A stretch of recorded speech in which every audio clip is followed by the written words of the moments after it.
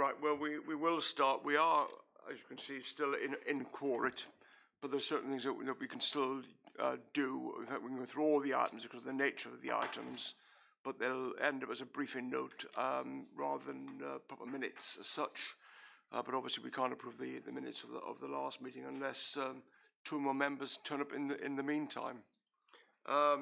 So apologies, we've got Robert Caserta, Susan Howarth, Luke Rakes, Karen Garrido, Yvonne Carty and Jim Taylor, who's the portfolio lead chief executive for the items on the agenda, and Councillor Kevin McCohen is supposed to be attending as a substitute, but obviously hasn't arrived yet. So we'll just see how things go along. Chair's announcement of urgent business, where we've had Brexit on the report for the last X meetings. I don't know what you want to say in it. I mean, Parliament obviously have pausing for their recess. Perhaps we're pausing things rather than recess. I'm not sure. But for the record, I think you should just update things. For the record, I don't think there's an awful lot I can tell you, to be honest. You probably know as much as we do. I mean, the only thing, obviously, we know, as you say, Parliament's now in recess, so they'll kind of carry on the discussions after that. We know what the formal position of the EU is now, obviously, that was announced earlier in the week. And the kind of no deal Brexit preparations have been put in place, but obviously there's a kind of pretty much pause now as well, depending on what the next moves are. I suspect there aren't any questions. Next item on the agenda is declarations of interest. Are there any declarations of interest? Okay, thank you. Now the minutes we can't actually go through to approve them because of the fact we're not quorate. I will just note just one thing. I've asked for one very minor amendment, which I'm sure will be agreed. That it does say in the minutes that the mayor has been asked to attend a meeting. Well, we actually said 2 meetings a year, so that will be the change that will come through in due course, twice a year. So we're now on to the work programme. I'll hand this up to Simon, but one thing is that you will note that the May meeting has been cancelled. We were hoping that we could have a May meeting, but because it's not formally constituted, everything ends basically at the end of the current municipal year for each authorities, and therefore there will be an issue in terms of who's been appointed. Could we get political balance, etc., for future meetings? And therefore we've taken legal advice internally, and so that the meeting can't be constituted. And that is a bit of an issue because there's going to be a skills capital item going to the combined authority in May, which will not be subject to scrutiny. Now we've seen, if you like, the various iterations of the skills capital coming through in January and February.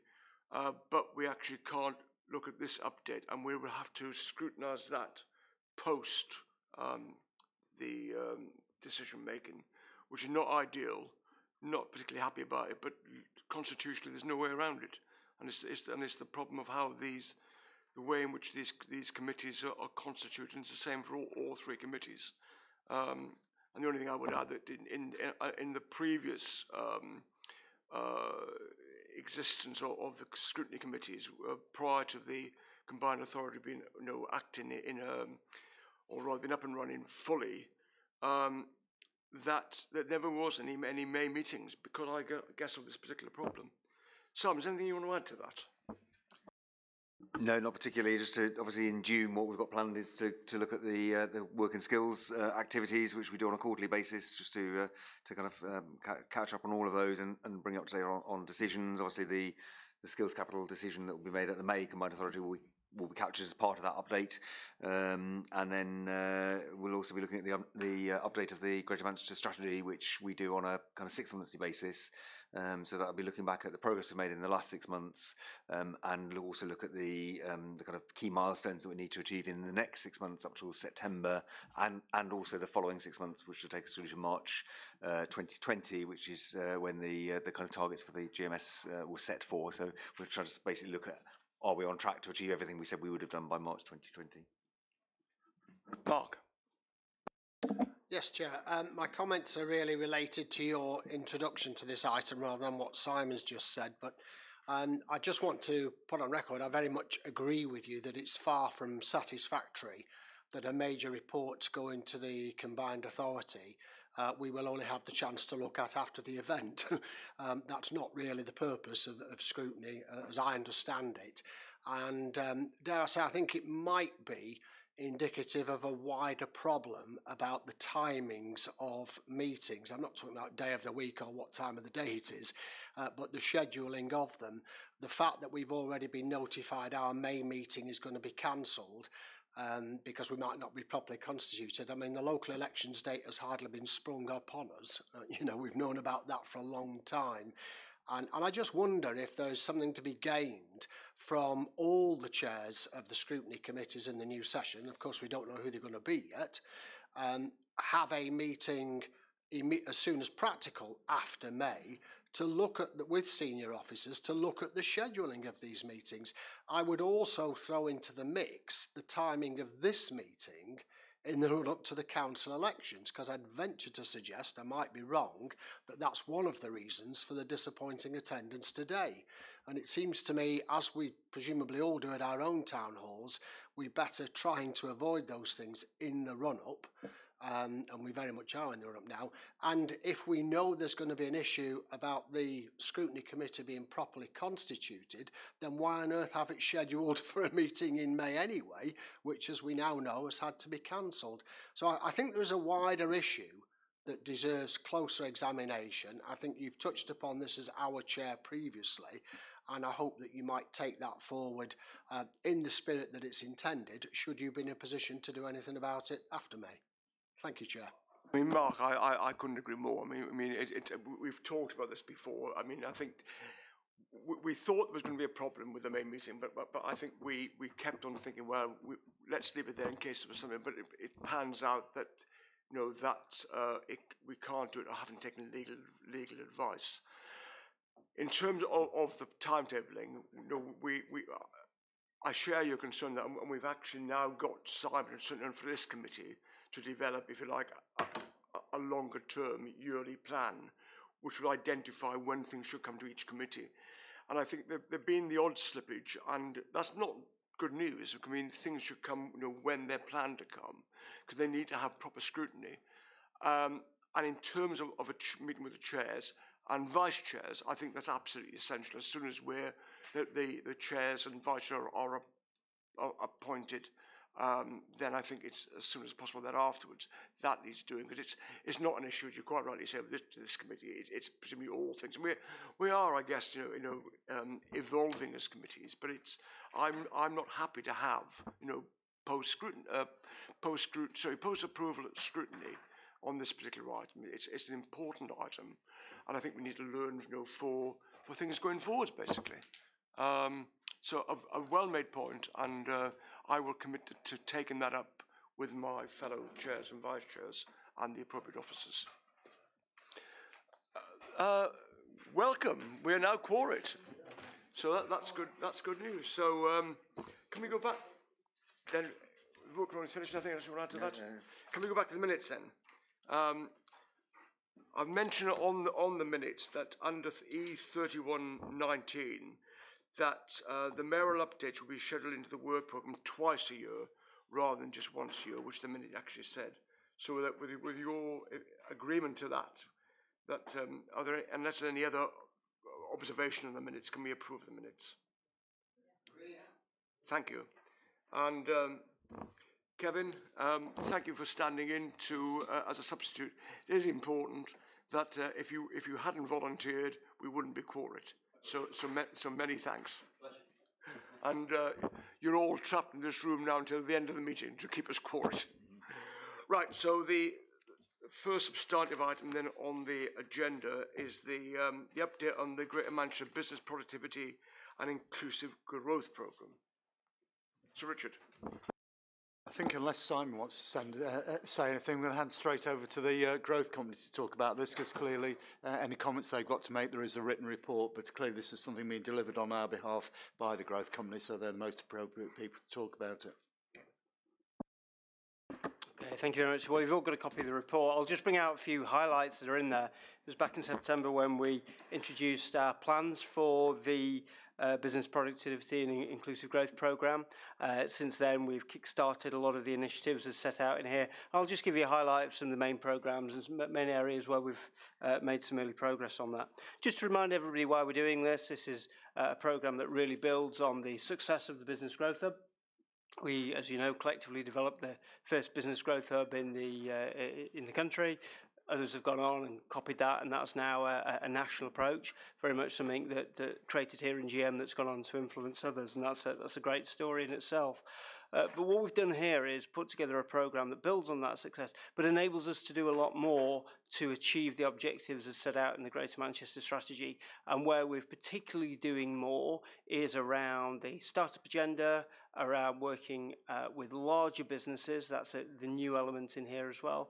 Working with some specific sector programmes as well. And I'll just touch on some of those as we go through. But that's what we've done. We've put that in place. It's a £45 million programme in total, which comes from a mix of local growth funds and retained business rates and EU funds. Those EU funds were actually only finally contracted last week, so we haven't had a huge amount of time to get going on those, but those have now been contracted, and had confirmation an hour ago that we've got those contracts back, so I'm very pleased about that. That was looking a little shaky on the run up to the 29th, but we got it over the line before that.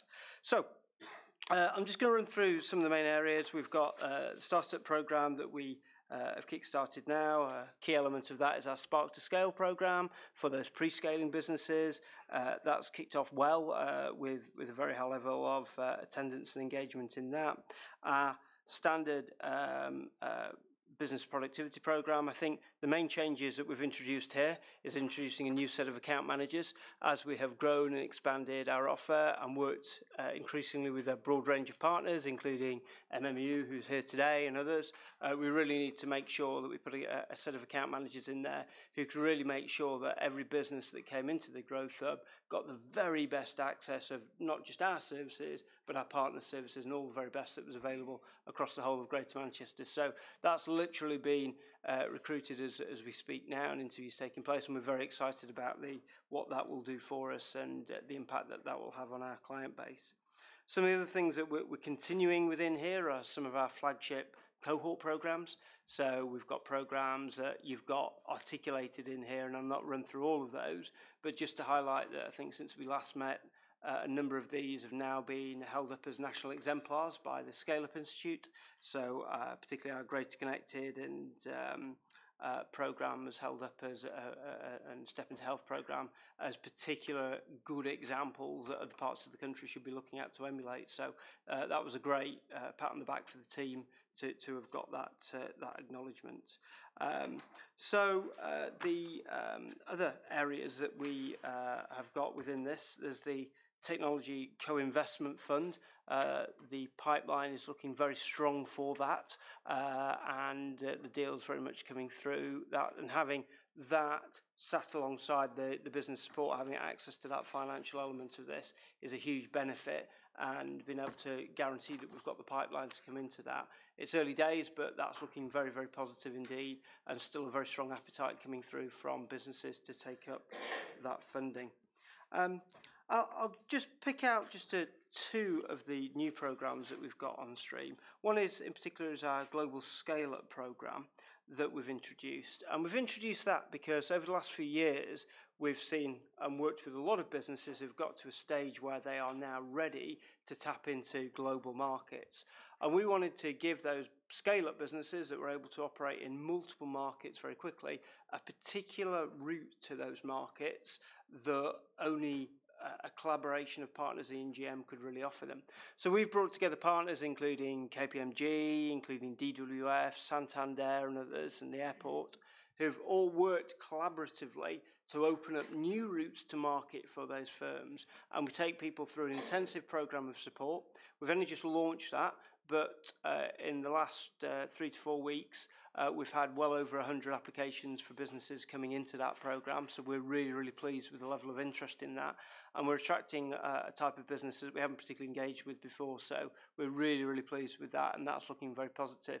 Again, it's been held up as nationally as something that it is a great thing that Greater Manchester is doing. It's only the second one of its type in the country. London do have a similar programme, and Scale Up Institute and others have been encouraging other cities to do it, and we're the first to go down that route outside of London. So really excited about what that's going to give us, and certainly a big step forward for the work that we're doing. We also have in here a particular programme called Amplify, which works with digital, creative and tech businesses, and that provides a real in-depth level of support to those who, again, have got real growth potential. So some excellent programmes that we've got coming forward on that, and what we are doing is making sure that there is awareness across the whole of Greater Manchester, and we're making sure that we're working very collaboratively with all of the officers from across the individual local authorities to ensure that we've got deeper penetration across the whole of the city. And for example, this morning we had a major pushing campaign with some great profile in Oldham for pushing for people to get onto the Global Scale Up programme, and that got a lot of coverage in the local press there. So I was really, really pleased to see that, and hopefully that will lead through to some great applications through from that locality. We've put in place the local authority frameworks as part of this, and this isn't about divvying it all out and having local targets, but this is about having plans in place where we know that we're leveraging the very best that you have all got in all of your local authority areas to make sure that we're driving up and tapping into every opportunity possible to encourage companies to come forward, and that we're targeting the right types of firms in those areas. We're building on some really great relationships that have been established. This just takes it on to the next level and gives us a framework in which we can all operate. So that's where the Business Growth Hub's up to, and the business productivity improvement. You've got the outputs at the back. It's early days on the new programme. We've just finished off the last set of ERDF projects and that have all ended successfully. We're now starting again, and you'll be able to get this data and insight as we continue to go forward. Donna wants to say a few words about Made Smarter. So I'll hand Did you want to Donna. take questions on that part first, or the whole? Altogether. Right, the Made Smarter programme is obviously a North West programme, which is the accountable body's Greater Manchester Combined Authority, working in partnership with the 5 North West LEPs and the Growth Hubs. The soft launch was in November at Digital Manufacturing Week, and the launch to SMEs took place on the 2nd of January. So I've summarised in 6.1 the outcomes that the pilot is looking to achieve, and since January we've got 300 SMEs from the manufacturing engineering sector that have contacted us, and at the moment we're working on 49 projects and we've signed off 12 to date, so there is actually some delivery now starting. In terms of governance, the 3 SME representatives from Greater Manchester are AT Controls, Metal Toledo and the Pilot Group, and there are a mix of SMEs and large companies on that steering group. So BAE, JLR, Siemens and ABB are the large companies, and then there's obviously a mix from across the Northwest of varying sizes of small, with some creative technical type businesses in there as well to give us the flavour in terms of the digital focus. The pilot's working very closely with the manufacturing advisory team that Manchester Growth Hub delivers across the Northwest, so that we're not looking like we're competing. Liverpool 4.0, their project obviously forms some of the basis of what Made Smarter was going to be, and we're now working with a number of companies that they had engaged, but due to ERDF requirements had met the maximum support that they could provide, and there's a number of companies that had stalled as part of that implementation process. So the Made Smarter pilot is about demonstrating that if we give companies more in-depth support over a longer period of time, are we actually going to get a better outcome and a better return on that investment? So those projects that are just starting, we will obviously start to track that to see whether our assumptions in the business case of 115 million improvement in GVA over the lifetime of the project are looking realistic. So in terms of the team, we have a team of around 20 once we're at full recruitment, and with the exception of 3 specialist advisors, that team is virtually in place now. So we've got specialists in virtual reality and augmented reality, robotics and additive manufacturing, data starting shortly, but we'll keep going until we recruit the rest of the team. So where we've got a gap so that we don't lose SMEs, because we know from the work at the Growth Hub, if you keep them hanging around, they disappear because they think it's not worth waiting for. We've got Innovate UK and the Catapult teams across England have resource that we can pull in to do those project reviews with companies, so that as they've shown an interest, we get them as close as we can to coming out with a project. A significant change for us in terms of the Made Smarter branding that we acquired at the start of the project was the 4th Industrial Revolution. What we're hearing from our SMEs that we're contacting is that doesn't work for them at all. It's working for the large companies and the suppliers, but it's not working for the SMEs. They're more interested in productivity improvements, improving their bottom line, removing blockages on the shop floor. So the language is starting to change already in terms of the feedback that we're getting. So the pilot is about testing what works and what doesn't work in terms of that engagement, because we know that unless SMEs start to adopt some of this technology and do things differently, we're never going to get the step change in the productivity improvements that we need. We have, in terms of the 11 projects that we've signed up at the moment, our target is £115 million GVA, so the assumption was an average of around a 240k increase for each of the SMEs participating. And from the projects to date, what we're seeing is that GVA forecast is coming out closer to 600,000 or 700,000 as a result of adopting technologies in their businesses. So what we'll start to see is we then evaluate the impact, whether that's just over-optimistic or whether it's realistic or not. But I'm being told by the advisors they are being quite tough on the companies, and they actually think that's potentially an underestimation. But we are at the early stages of the project, so we'll see as we get through that. There are no jobs targets in the pilot because nobody was sure what the impact would be. But of the projects we've been through at the moment, people are saying there's likely to be 62 jobs created out of that activity. And that's because they're going to be able to take on more orders than they can do currently with the kit that they've got. And that once that starts to happen, it would actually increase their workforce, not decrease it. And they're going to have to upskill the employees they've got to work with the new technology.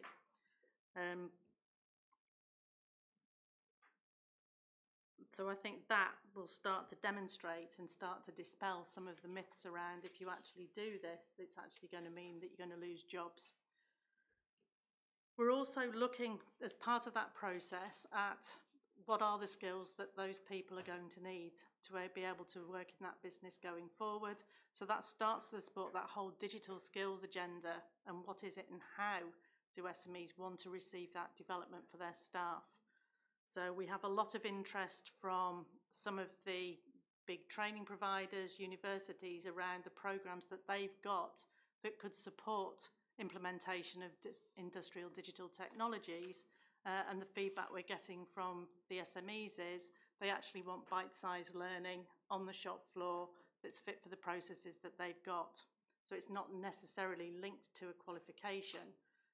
And equally, a lot of the funding that's there will only apply to those individuals if they actually lose their jobs. So trying to get funding to support them in work is not there. So we need to get the companies to actually do that development, which they will. But actually, that's also a barrier because people think it's going to be expensive. So we'll get some research and data around that element of the programme. I think that really is an overview of where we are at this stage. Questions? Mark? Chair, observations as well as questions, if I may. Firstly, can I thank those responsible for the report? I think there's a lot in it, and obviously the signs seem to be positive that we're making progress across a number of fields.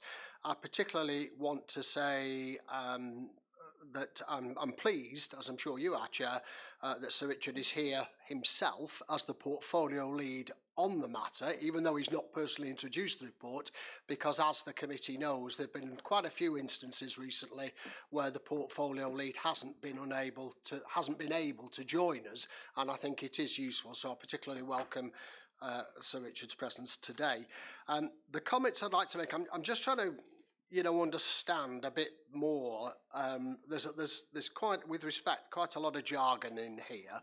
And I appreciate it's early days for a lot of these things. Going back to the early part of the report, can I first of all ask in section 3, the Business Productivity Programme, 3.1 talks about the Business Growth Hub being currently in the process of restructure.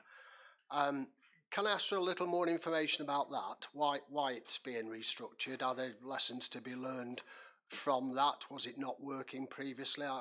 I'm not aware of what the consideration was, but clearly it's an important enough development to be noted here. So I'd like to understand a bit more about that. It does tell us quite a bit about what it's going to be like in the future, but I'd like to understand why it was felt the restructure was necessary.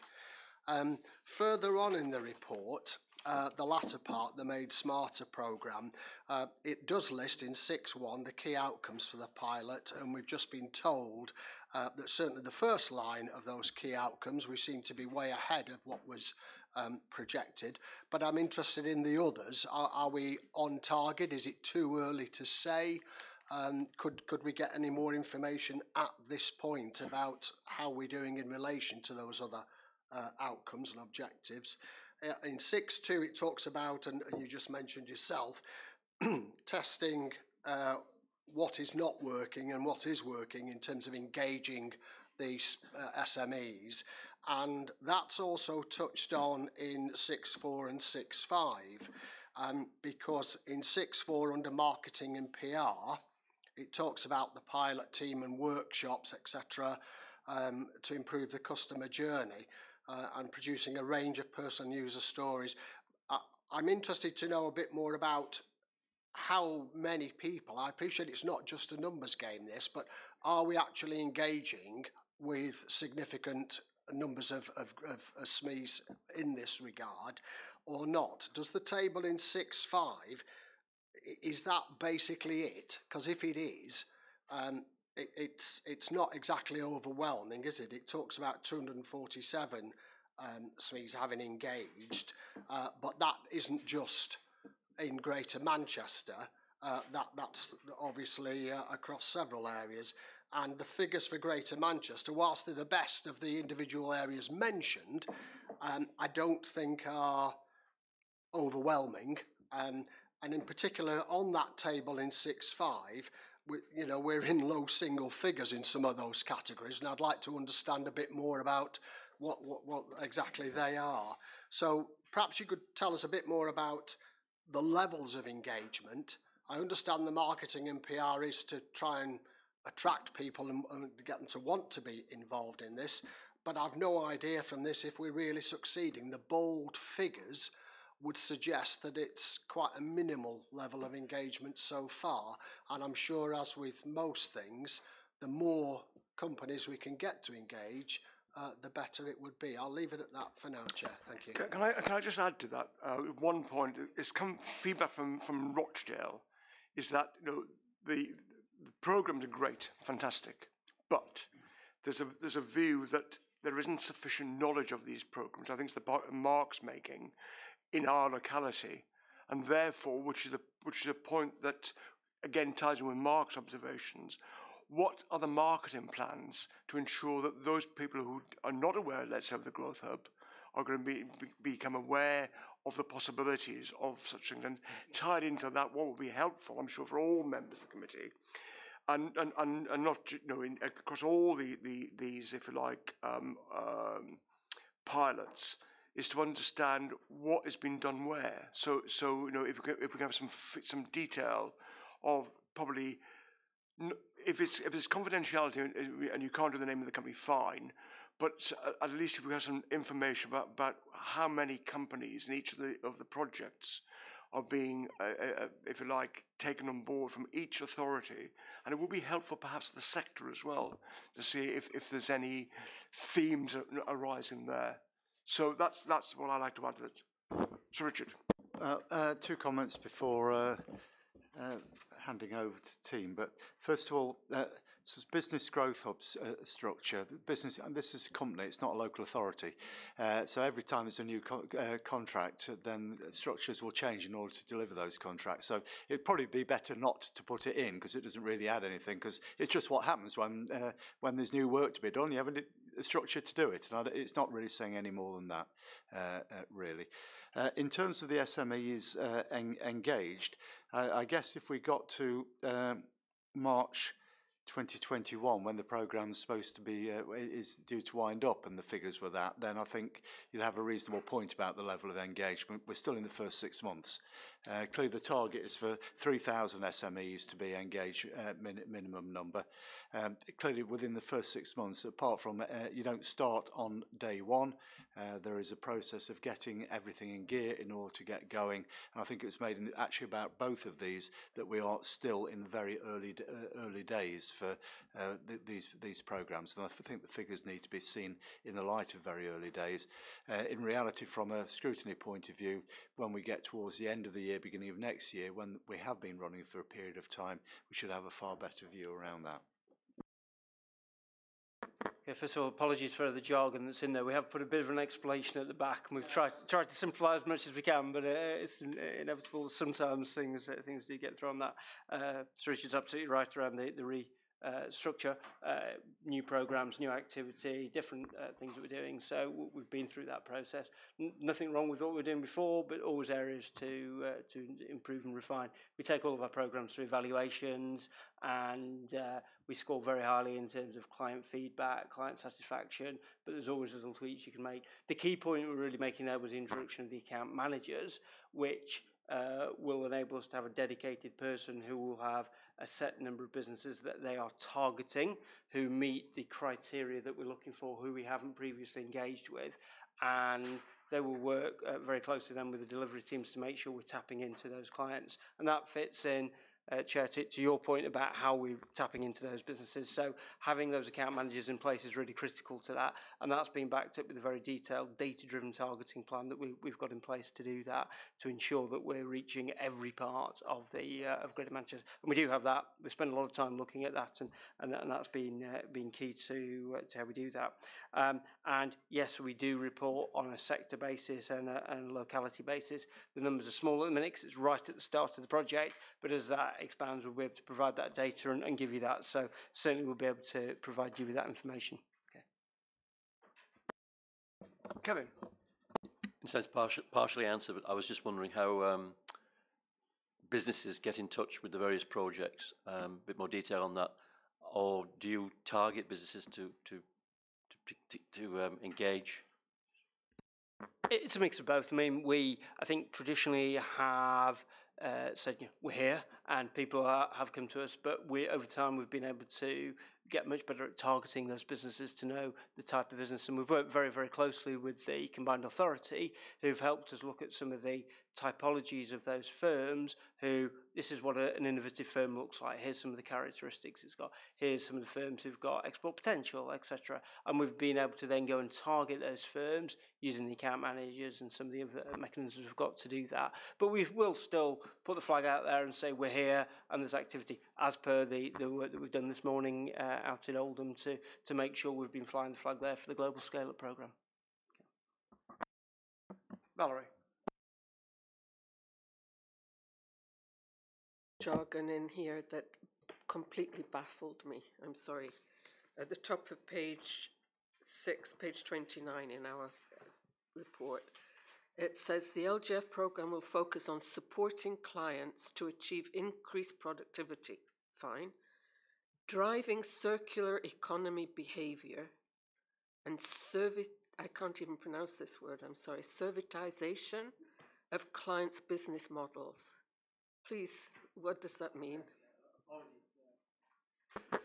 Okay, in terms of the that activity, so obviously the core, the local growth fund programme is the core element of that's funding this. The increased productivity, trying to encourage those businesses, driving circular economy. That's where we're really trying to drive through the low carbon elements of what we're trying to do here, so that we've got reuse of materials. So we've got businesses who are, we've had a programme to look at innovation with businesses to look at their carbon reduction, and as part of that, it's how you can look at your materials to reduce the amount of wastage that exists, to see what can be recycled back into your business and back into your production chain. So that's what that is focusing on. And then with there's a lot of manufacturing clients who actually are increasingly shifting towards being more service provision in terms of maybe renting out the machines and providing service contracts on top of that. And that's generally known as the servitization. So you're shifting from perhaps doing a standard manufacturing, make, build and sell, to a scenario where you're perhaps maybe renting out those and providing a service contract on the back of that. Okay. Thank you. Could I also then ask, please, why there aren't local delivery targets? It says at the top of page 30, page 7 of your report, whilst local delivery targets will not be set. Why not? So this is a programme that we've agreed at the combined authority level, and that's the level of which this has been set. What we will be doing is making sure we're driving up activity across the whole of Greater Manchester, and we will monitor that and bring that back here. But what we are not doing is saying we're breaking that down to the level below that, as indeed many of the GM programmes are. Just on that point, actually, it's part of the programme that a number of local authorities, economic development teams are struggling with, in the sense that they find having the growth company adopting a localised spatial approach is particularly unhelpful, because the local council will do that. That what they want is actually a sectoral approach from the programme, where local teams are very clear about how they link companies into those sectoral approaches, and it will be the local authority that would have the, if you like, the local target, not the growth company. Which is why I actually asked before that we actually be useful to have, if you like, some output in terms of, or analysis in terms of what has been invested where, so you can understand that, but I also understand why you're doing it from this perspective. Sorry, Jude. Thank you for the report and for your presentation. It's been really interesting. I'm interested in the recipe for success element, which you haven't really touched upon. What is the kind of target audience that you're looking at for that? Because I know that this is a kind of really growing area in GM, and I'm really interested to kind of find out a bit more about the kind of aspirations about who you're hoping to kind of include in that element of the programme. So again, it's around those businesses that have got real opportunities for growth, and one of the things that we do within that programme is get ready for people to bid in and pitch to some of the major supermarkets. So as an example, we've been working very closely with Morrison's to get people into their supply chain, and I met with the head buyer of Morrison's the other day, who turned around and said, we wish every business that came to us to pitch had been through your programmes, because we get lots of people coming to us with an absolutely cracking product. It may be a wonderful sauce or a new new cheese type, whatever it may be. But when they've been through your programs, they can answer the questions of how they're going to cash flow it. They can answer the questions of how they're going to deal with fluctuations, how they're going to deal with our supplier terms, how they're going to be able to deal with shocks in the market, or etc. So they can tell that story, and they are prepared when they go and see that in Morrison's and pitch to them. So yes, it's a great product, but they can also answer all the other questions as well. And we've had a long list of businesses that have been going through that programme. We're actually linking that programme now into our international activity. So we're linking them into international buyers, and we're really excited about what that's going to bring us next. So some really great firms that are coming through that. We also maybe have a food and drink dedicated one, and we can get some of them along to bring some of their wares here. So. So I do think that that's one of our unique selling points, notwithstanding everything else, but that kind of food element and the growth of kind of artisan markets and pop-ups everywhere is a really an area that we should be celebrating in terms of the skill set we've got in the area. No more hands going up. I've got one question and one observation. The question is, it's really on the Module C, the Technology Co-Investment Fund. And I didn't really get a sense from this as to how much money are we talking about in terms of, you know, the pot that's available. You know, what sort of size of investments are we looking at, and therefore what exposure could there be in terms of those investments? You actually mentioned in 4.3 the programme has generated a significant amount of data with investment of £500,000 closed during Q4. It doesn't say, no, is that one company, is that a number of companies? And so I just don't get the sense for how much we are, you know, potentially investing here, and what sort of exposure are we given to ourselves in terms of, you know, some of these investments, because clearly it's, at the end of the day, it is public money. So it's a £2 million fund that we've got there. That's really small. It's small beer and looking for very, very small investments, really. No, we hope to be able to do some larger investments in that. So far, we've got a pipeline of 25 deals with an aggregate funding requirement of £11 million. So there's a healthy pipeline which we're able to choose from to get the very best ones in there. The aim of this here is to bring angel investors together, to then co-invest alongside that, to reduce the risk for the angels, to increase the take-up of that activity. And we've got a very healthy pipeline coming through. Of course, many of the businesses who will come through might just end up with just angel funding, and that's great, if they don't need the co-angel element, but that co-angel certainly acting as a major driver to increase the pipeline and encourage businesses and encourage the angels to come forward as well. So it's really is small amounts of seed money and the big exposure in terms of risk assessment. And that's a bit of the market. Down to the angels, basically, which is what it should be. Yeah, absolutely. Yeah, okay. Just one little observation, which goes back to the thing I said about, if you like, the individual authorities. They put funding into these schemes, and this would be helpful, perhaps, again, going back to the marketing thing I mentioned before, if there's some recognition of that, because otherwise, if to some small businesses, this is GMCA, well, do I relate to that? Whereas if it's in association with whatever local authorities or there's funding from the local authorities, that may make, if you like, companies more visible in terms of their thought process of trying to get some money or schemes or professional help, you know, from the various organisations that you're using there. Yeah. So it's just down to it's marketing, really. It's marketing, and actually, when we get some volume through, we can break that down by local authority area so that people can see which companies we're working with, because some of those referrals are coming in from local authority teams. So we'll make sure we put that split by and sector focus on all the information that we send out going forward, just to make it easier for people to see the volume of activity. And then finally, I guess that you'll come back here again, presumably in 6 months' time, or whatever the period we've agreed is. That's the conversation. And by then, perhaps, you know, you'll have some analysis in terms of the areas, sectors, etc., which we can get a better handle on terms of how things are progressing. But there's some great things in here. Yeah, but just to Councillor Hunter's comment around the stories, part of the pilot is developing those case studies. And I was out with the company yesterday doing a joint piece with them around the reasons why they've engaged and the challenges that they've had and what they're hoping this will make easier for them. So those stories will start to come through, and we can put some examples in just to bring it to life. Yeah. Just and it's particularly the case with Made Smarter, but it does apply to the rest of the report as well.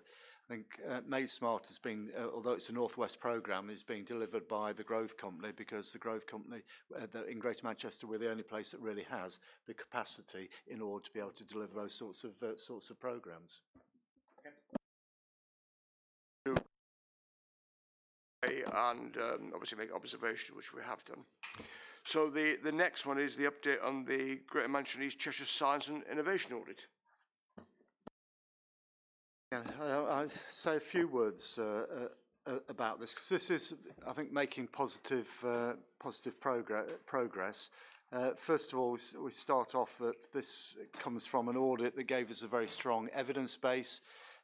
We've since then had the Greater Manchester Independent Prosperity Review that we'll be talking about in the seminar after the after the meetings, slightly more detail, but that confirms really that what was identified as our particular strengths are our particular strengths, and we have for I think the last 10 years worked very much on an evidence-based approach to economic development.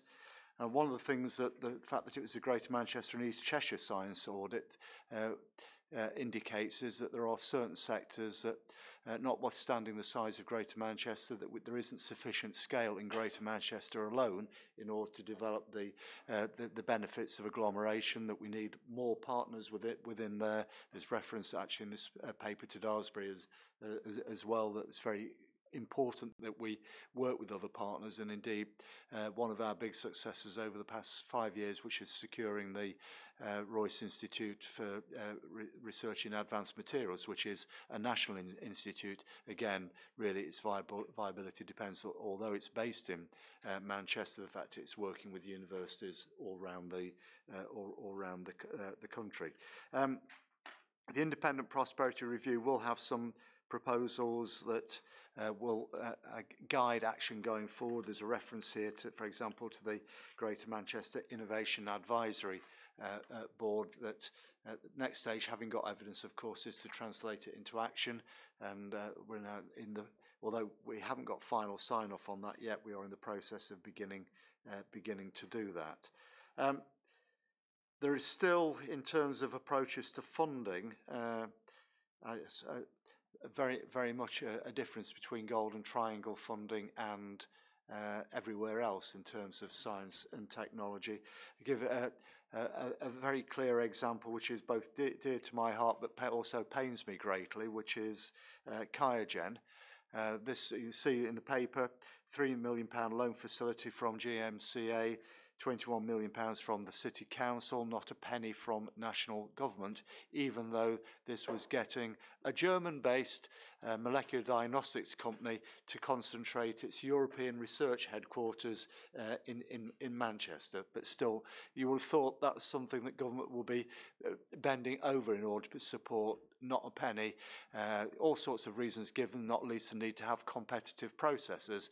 Most quite regularly we've seen awards rather greater than the sum we were asking for being awarded to Cambridge, to London, for actually in the same need with no competition whatsoever. No bidding, no competition. So there's still clear issues around national funding of research and the way it is, way it's allocated. A quick word about what's ID Manchester, what I still call North Campus. There is part of what's being looked at, the opportunity there is to build that, not just any old development, but very much build on the strengths within the university, particularly digital and advanced material developments, but also to look very consciously about how we translate that into, if new products are being developed in that area, that we also have the manufacture of those products in Greater Manchester as well. That manufacture will not take place in a site like that directly next to Piccadilly Station. This is where there are opportunities which we're exploring, particularly for the north of the conurbation, where we have particular strengths in material-based manufacturing, to look at how we can build this into the manufacturing base there. And a lot of this is kind of a list of the things that we are doing.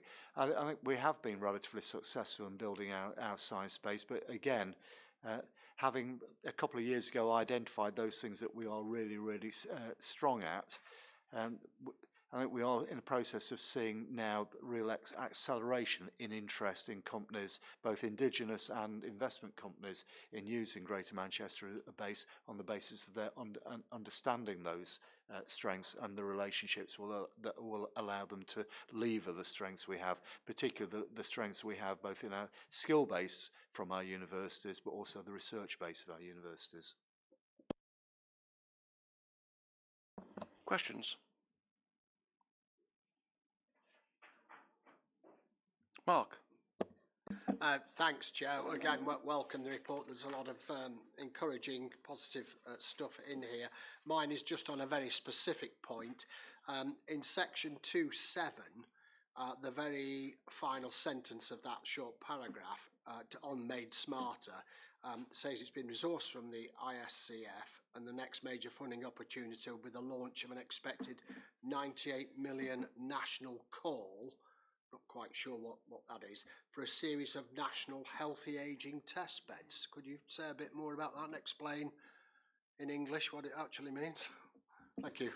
Well, I think you find it in the paper we've got later that there are clearly ageing is one of the, or how we deal with an ageing population is one of the 4 key themes in the National Industrial Strategy. So that is something that we're pursuing within our own local industrial strategy, that we are aiming to be a pilot about how we find.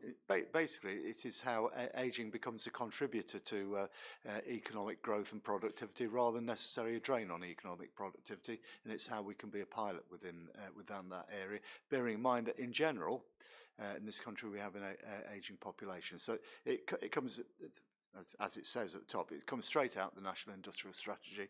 It is reflected in the proposals that are contained within our local industrial strategy.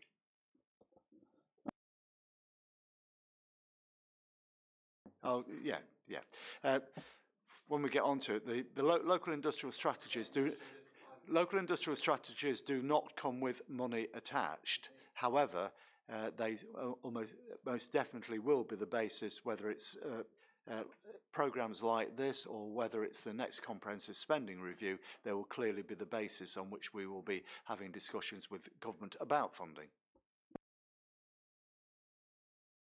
I've got an observation I was going to make at the end, actually, but I believe we've got a couple of more inputs now on specific projects. Hello, everybody. My name is Martha Sam, and I'm the Head of Business Engagement for Manchester Metropolitan University. I also happen to be an ex-growth company employee. I worked at Midas until about 8 months ago, which has been very helpful in this job because of the relationships that I was able to build there with the economic development teams within each of your local authorities, which I'm now trying to leverage to engage more with our programs. We're here to talk to you a little bit about our ERDF programs, and I'll let Chris talk to you about the detail. But in general, we are currently managing about £10 million worth of ERDF projects. And over the last 3 years, that meant engaging with about 400 companies. In the next 3 years, another 400. We have transitioned a lot from ERDF programs that were primarily about very basic teach a business how to be a business. And we are now doing ERDF projects that are more specialized, such as fuel cell innovation, additive manufacturing.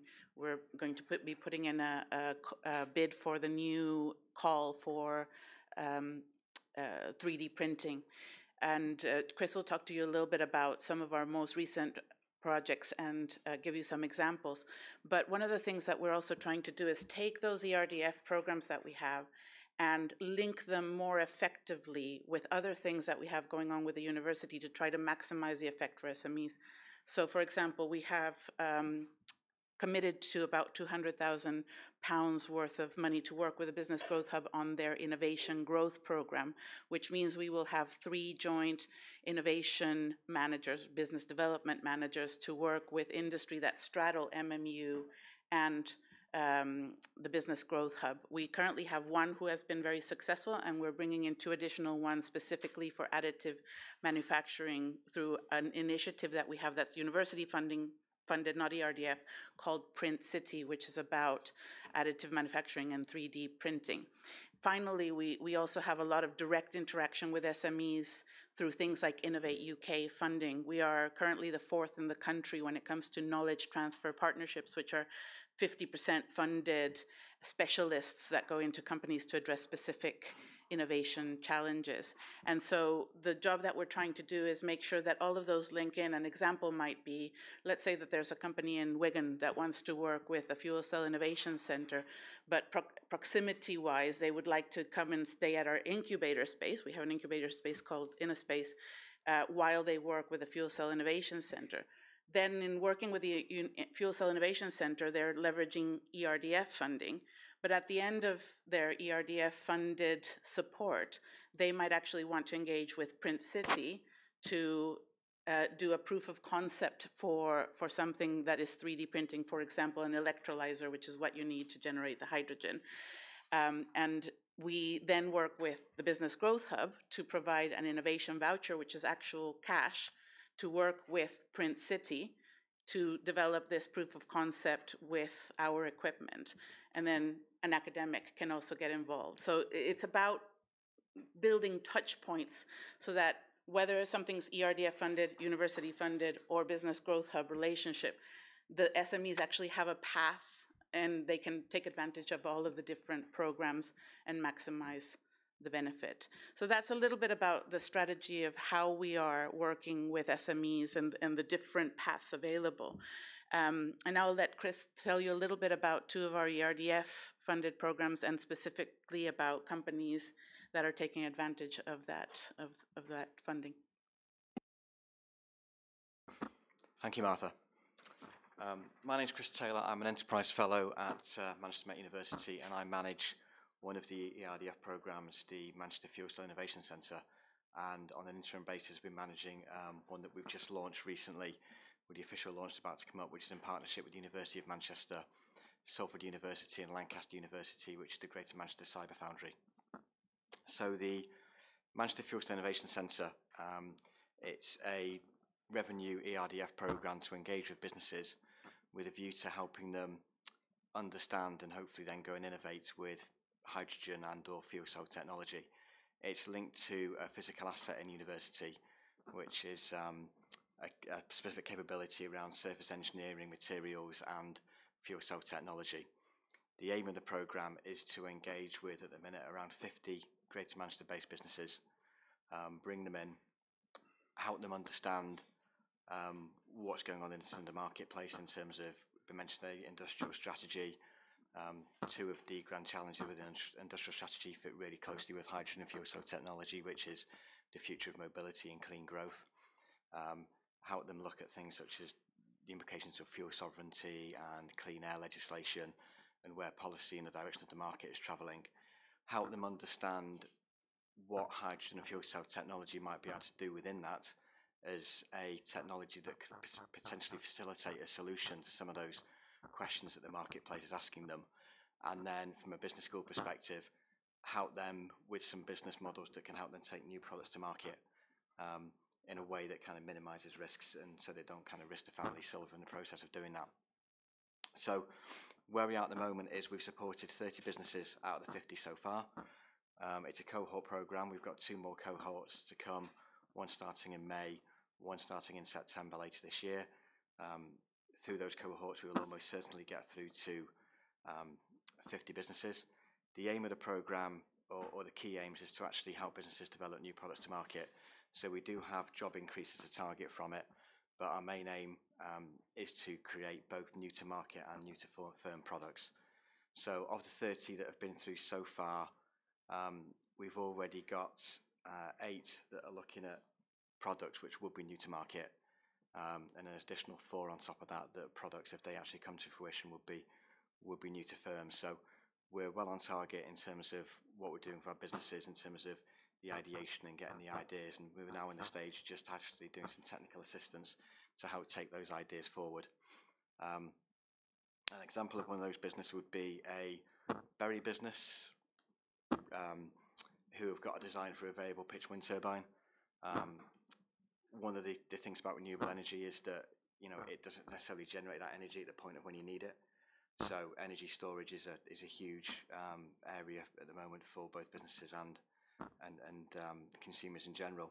So they're working with us at the minute to work out how their variable pitch wind turbine can link with electrolysis, so that we can potentially use that the electric charge created by the wind turbine to create hydrogen, which then can be stored and then either used at a later stage either for a fuel cell or hydrogen can be combusted, but fuel cells are the obvious way to use it. So that's an example of a business that we're working with on the Fuel Cell Centre. The Cyber Foundry It's a new project. The official launch is due in May. We've run a pilot cohort to date with 16 businesses. The programme comes in 2 phases. There's a first phase which is delivered by Lancaster University, which is aimed at businesses, not just tech businesses, but businesses that are looking at new products and services where cybersecurity might be an important element. So that at the early stages of product development, you might want to think about the security implications rather than thinking about it later in the product development cycle. So the early stage looks at assessing the current business model, investigating the potential for cybersecurity to support the business growth and productivity. And the end of that phase will be a specialised cybersecurity report written by Lancaster University specifically for that business. So we've had 16 businesses that are currently going through that phase at the minute, and post that phase we will then look to find those that would then go to a technical assist phase, which would be to get some hands-on support from the university's expertise, the technical teams, into those businesses to try and support them further with their product development. Over the course of 3 years, we're looking to support 150 businesses through that programme, 60 of which we're hoping to convert to that technical assist, where we'll do some quite hands-on knowledge transfer between the university and the business. And a quick example, although it's a very early stage of a business on that one, is a Bolton-based business who are an electronic point of sale software as a service business. They're very interested in working with the university, particularly around the areas of artificial intelligence and machine learning, to get that into their products. So hopefully when we get to the technical assist phase, we will identify the most appropriate university that's got that area of expertise, do a project proposal, and then do a more hands-on approach through that programme. So that's a 3-year programme.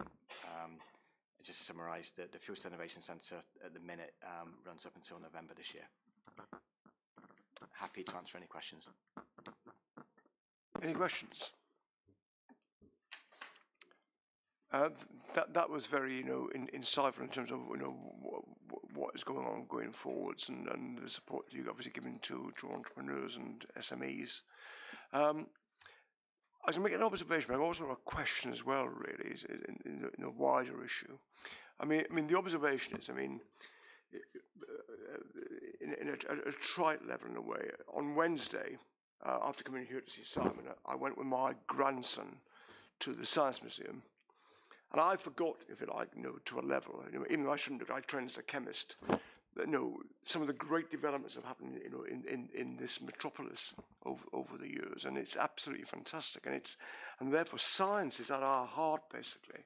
And when you see the opportunity, I think the figures you're quoting in terms of the ability to increase productivity of 4%, and in this sector, there are so many opportunities there, and I think that we have to fight our corner, left, right, and centre, to make sure we're getting the right amount of government funding and coming into the country. And it's an old thing, factually. It's like going back under a different regime when we fought, it was actually Cheshire and such, the Daresbury function, and most of that R&D went down to London. I don't know which part of London it went to. It was all the Golden Triangle anyway.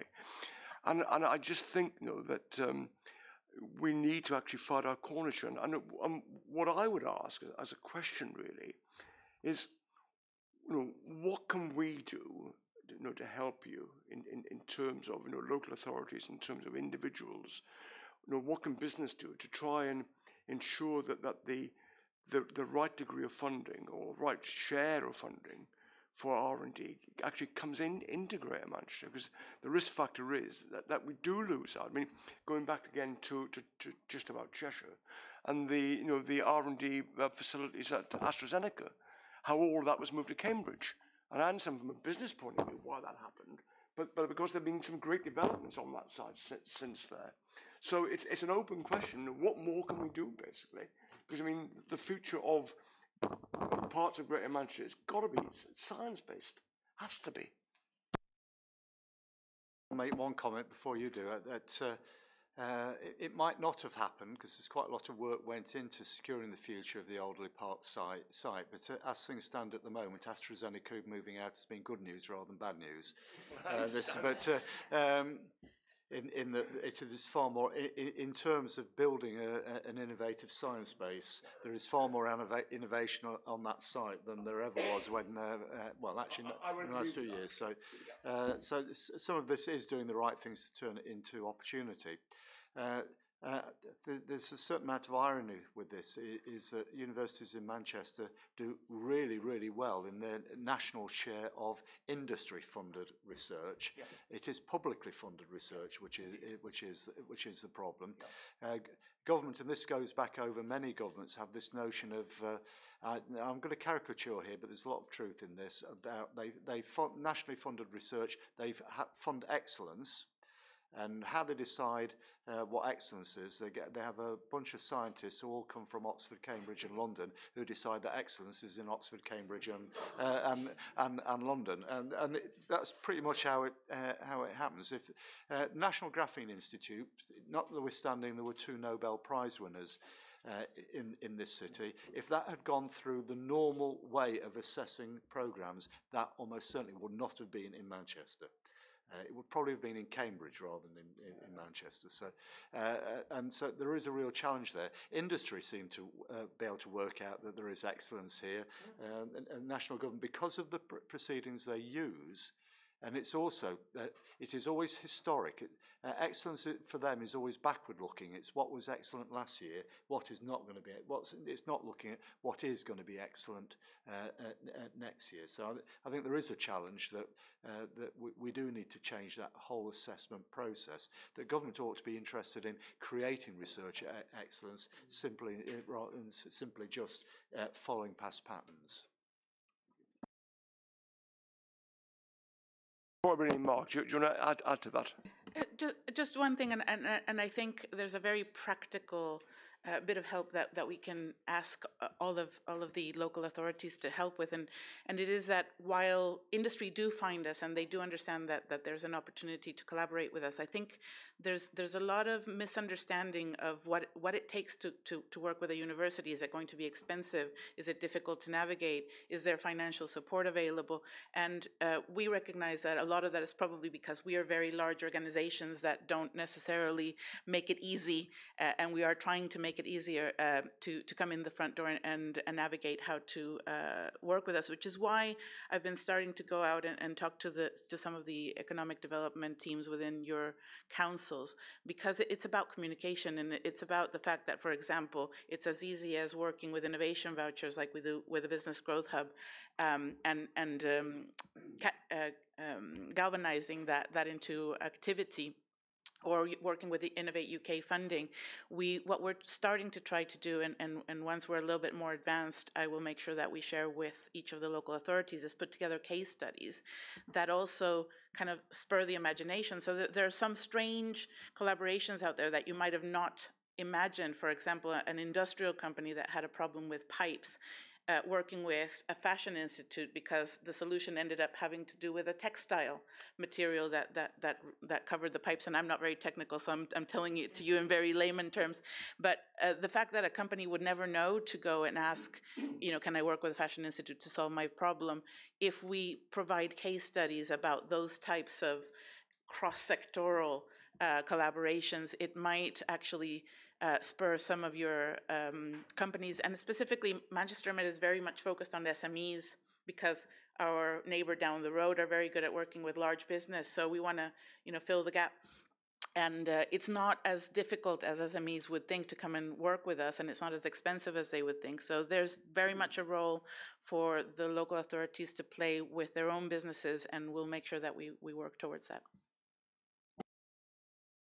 Yes, thanks, Chair. I just wanted to seek your guidance, as AstraZeneca had been mentioned specifically. My wife works for them, and I'm not sure if that's an interest that I need to declare in the context of the discussion. Okay, that's absolutely fine. Thank you. But better be safe than sorry. Especially as a communications director for Brexit, so it's quite a position at the moment.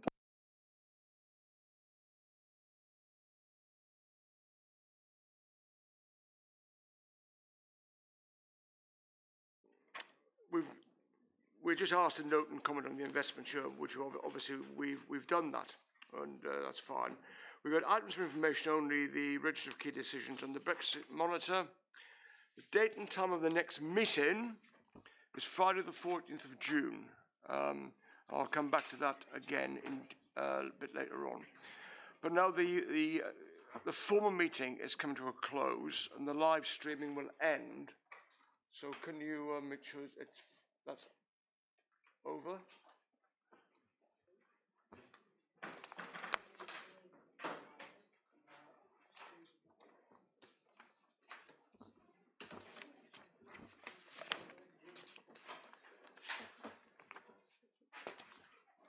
And so what we've now got is an informal session. If you recall that we've had various, if you like, presentations on the local investment strategy.